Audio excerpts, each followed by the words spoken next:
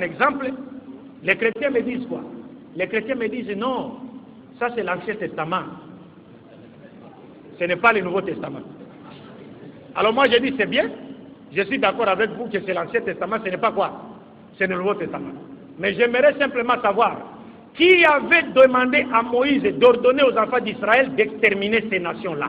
Et c'est Dieu ou Satan? Ils répondent non, mais c'est Dieu. Et je termine en leur disant, et c'est Dieu-là, selon vous, ce n'est pas Jésus?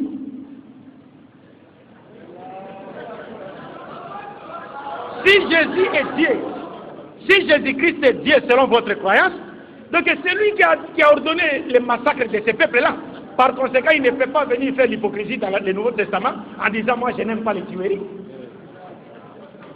Alors quand j'ai dit cela au pasteur, le pasteur m'a regardé, il m'a fait ça. Toi, est-ce que vous comprenez? Takbir. C'est comme aujourd'hui avec la question du terrorisme. L'islam est contre le terrorisme. Le Coran nous dit celui qui tue une âme innocente, c'est comme s'il a tué toute l'humanité. Et celui qui sauve une âme, c'est comme s'il a sauvé toute l'humanité. Donc nous sommes contre le terrorisme. Nous sommes contre nos frères à nous propres qui sèment la barbarie partout. Mais ceux qui font le djihad, nous sommes avec eux jusqu'à la fin des temps. Mais même ceux qu'on appelle aujourd'hui terroristes, même s'ils font des barbaries, mais le problème n'est pas là-bas. Le problème est où? Pourquoi sont-ils devenus terroristes? Parce qu'on ne naît pas avec les chromosomes du terrorisme. On devient terroriste. Le préambule de la Déclaration universelle des droits de l'homme de 1948 nous dit ceci: un homme doux peut devenir violent à force de subir l'injustice. Pourquoi ces gens se sont-ils devenus terroristes? Même si c'est contre l'islam, mais pourquoi sont-ils devenus terroristes? Vous voulez mettre fin à la présence des moustiques dans votre maison, alors que vous n'avez pas encore pris soin d'assainir le milieu qui est malsain. Vous pouvez utiliser l'insecticide comme bon vous semble, mais vous ne mettrez jamais fin à la présence de moustiques dans votre maison tant que vous n'aurez pas assaini le milieu qui est malsain. C'est la politique injuste de l'Occident contre le monde musulman qui crée ce qu'on appelle aujourd'hui les terroristes. C'est cela la vérité. Alors je termine avec la dernière question. Est-il autorisé à un musulman d'épouser une femme chrétienne? Est-il autorisé à un musulman d'épouser une femme chrétienne? Nous ne pouvons pas être des extrémistes. Il faudrait que nous répondions tel que le Coran nous le recommande. Oui, il est autorisé à un musulman d'épouser une chrétienne. Mais quand? Il est autorisé à un musulman d'épouser une chrétienne. Mais quand? Et puis, quelle chrétienne?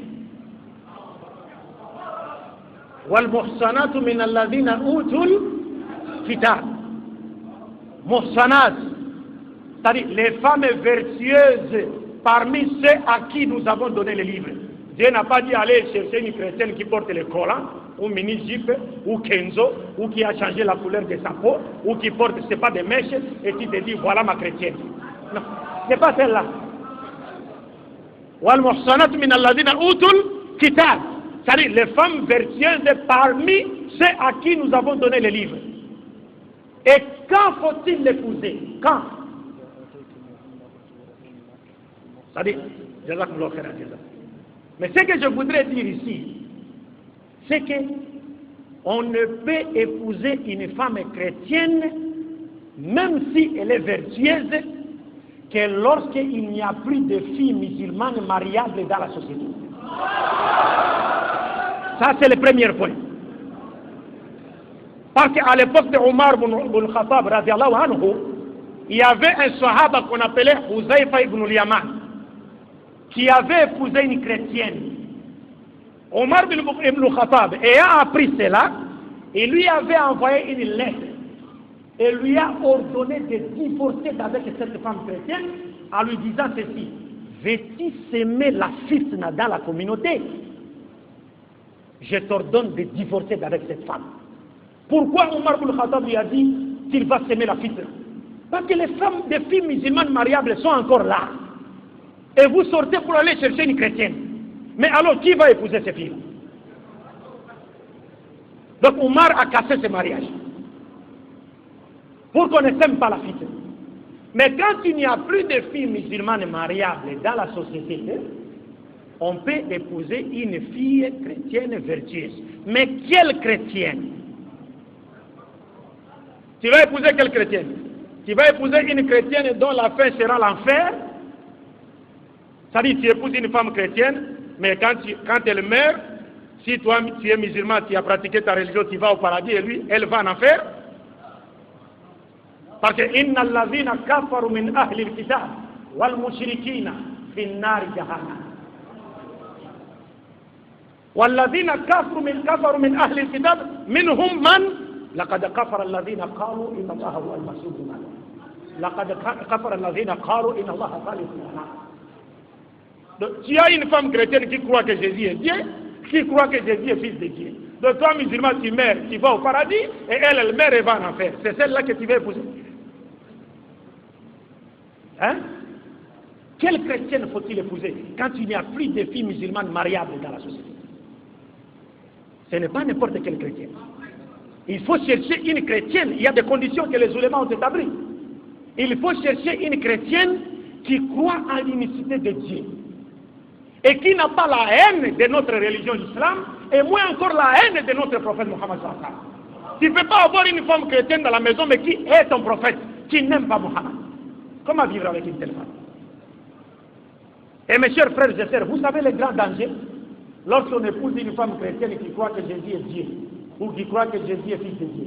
C'est-à-dire, si tu étais parti vivre avec elle ailleurs, toi tu meurs, elle reste avec les enfants, ou alors la justice lui donne le droit de garder les enfants, c'est-à-dire, elle va les emmener où c'est? En allant à l'église, les enfants vont adopter la foi chrétienne. Donc ils vont finir par croire que Jésus est qui? Jésus est qui? Le fils de Dieu, est Dieu. Ça veut dire quoi? Ça veut dire, toi musulman, tu as eu des enfants avec cette femme chrétienne, des enfants qui sont devenus chrétiens. En d'autres termes, tu as fourni à Satan des soldats dans son armée pour combattre Dieu. C'est-à-dire, tu as fourni à Satan des soldats pour combattre Dieu. Dieu dit Jésus n'est pas Dieu, tes enfants à toi un musulman disent non, il est Dieu. C'est pourquoi finalement, les ulémas